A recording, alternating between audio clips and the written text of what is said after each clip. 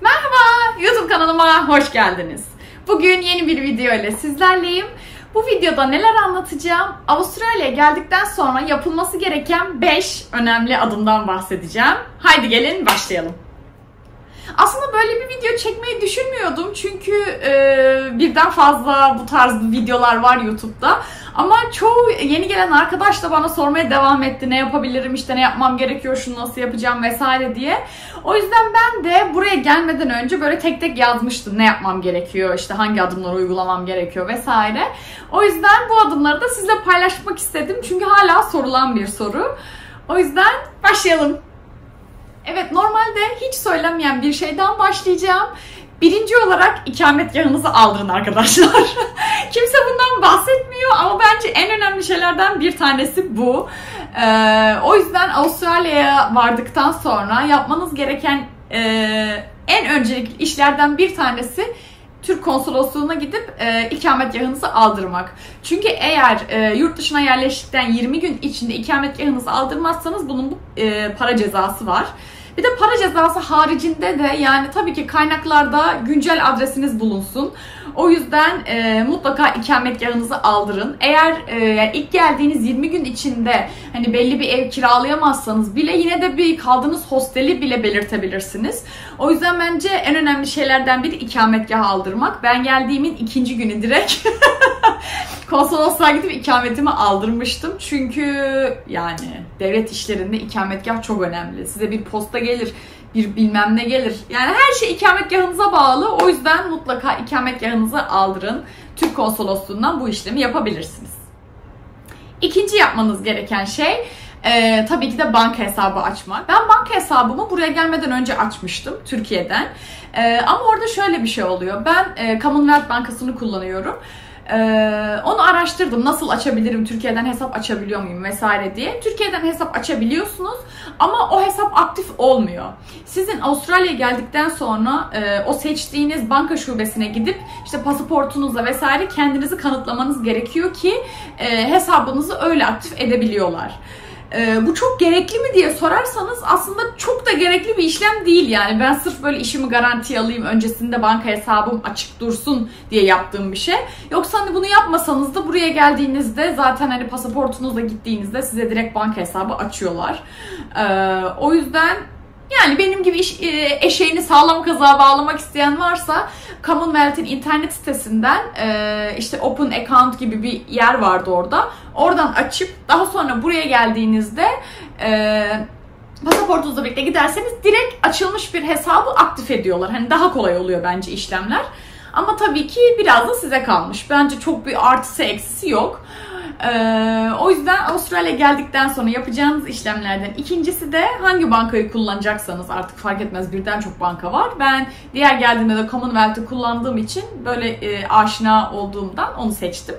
O yüzden unutmamanız gereken şeylerden biri banka hesabınızı açmak. Pasaportunuzu yanınızda götürmeyi unutmayın. Evet, üçüncü yapmanız gereken şey hat almak. Yani bir sim kartı almak. Ben Optus'u kullanıyorum. Memnunum. Birden çok marka var. İşte Telstra var, Optus var, Vodafone var vesaire. Şeylerine bakabilirsiniz, o kampanyalarına. Hangisi size uygun geliyorsa onu seçip alabilirsiniz. Ben havaalanında aldım direkt. Genelde 2 seferdir havaalanında alıyorum. Çünkü hem fiyat değişmiyor hem de havaalanında direkt alabildiğim için şehre böyle haklı bir şekilde giriş yapmış oluyorum. O yüzden siz tabii ki buraya geldikten sonra tek tek böyle o şubelere gidip hangi kampanya size daha uygun vesaire onu seçebilirsiniz ama hani City'deki şubelerden almakla havaalanından almanın arasında hiçbir fiyat farkı yok. Hatta bazen indirim bile yapabiliyorlar. Hani ilk geldin kampanya bilmem ne falan diye. O yüzden üçüncüsü de hat almak. Bunu da buralardan alabilirsiniz. Evet, dördüncü yapmanız gereken bir vergi numarası almak. Nedir bu vergi numaraları? TFN ve ABN olarak ikiye ayrılıyor. TFN numaranızı, ya bunları bilenler için bu video çok sıkıcı olabilir, özür dilerim ama yapacak bir şey yok. TFN numarası belli bir iş yerinde çalışmak için gereken vergi numaranız. ABN'de bağımsız olarak çalışmak istiyorsanız gereken vergi numarası. ABN'i genelde Uber yapanlar kullanıyor. TFN'de genelde işte bir restoranda, kafede ya da ne bileyim bir bankada falan çalışıyorsanız o zaman kullanıyorsunuz. Buna da nasıl başvuru yapabilirsiniz? TFN Apply vesaire yazınca Google'da direkt karşınıza çıkan siteden başvuru yapabilirsiniz. ABN'i de aynı şekilde. Yani Avustralya hükümetinin sitesinden her ikisine de başvuru yapabilirsiniz. Burada şunu kesinlikle söylemem lazım. Mutlaka ve mutlaka burada belirtmem gereken, bakın burası çok önemli dediğim 2 nokta var. Birincisi, TFN'e ve ABN'e böyle celallendim. TFN'e ve ABN'e buraya gelmeden önce başvuru yapamıyorsunuz maalesef. Çünkü sizden Avustralya'ya giriş tarihinizi istiyor o şeyde, başvuru formunda. Çoğu insan bana yazdı, Betül işte başvuru yapabilir miyim? Senin adresini kullansam olur mu? Bunları diyenler de oldu. İşte belirtsem senin adresini ya da ben gelmeden yapsam hani onu bekleyene kadar Türkiye'de geçse o vaktim vesaire diye. Ama bu olmuyor maalesef. Çünkü başvuruyu ancak ve ancak Avustralya'ya girdikten sonra yapabiliyorsunuz. Dediğim gibi başvuru formunda sizin Avustralya varış tarihinizi soruyor. Bu birincisi. Türkiye'den bunu yapamıyorsunuz. Kesinlikle. Bu birincisi. İkincisi çok önemli. Bakın bunu normal hayatta da yaşadım. Sosyal hayatta da geldi. İnternette çok da soru da aldım bununla ilgili. TFN'iniz gelmese bile çalışabilirsiniz arkadaşlar. Bam bam bam. Bunu neden kimse söylemiyor? Çalışmak için Avustralya'ya ilk geldiğiniz bir ay içinde ya da 20 gün içinde, ikisinden biri ama zaten 20 günde çoktan geliyor. Avustralya'ya geldiğinizin hadi ilk 20 günü diyeyim. İlk 20 gün içinde TFN'siz çalışabilirsiniz. Ancak ve ancak başvurmuş olmanız gerekiyor. Sizden çalıştığınız yer ilk geldiğiniz 20 günde bir şey talep edemiyor. Yani edebilir. Ama siz iş yerinize derseniz ki ben TFN'e başvurdum, bekliyorum. Onlar bunu kabul ediyor. Bu usulsüz ya da illegal bir işlemde değil. Bakın bunu çoğu insan bilmiyor.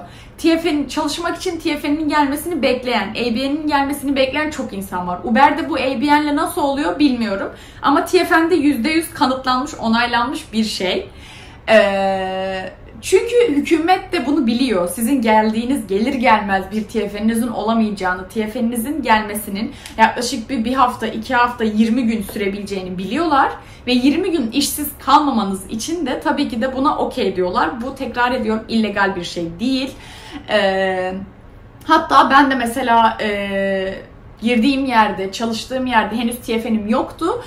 Application numarası veriyorlar size bir TFN'e başvurduğunuza dair.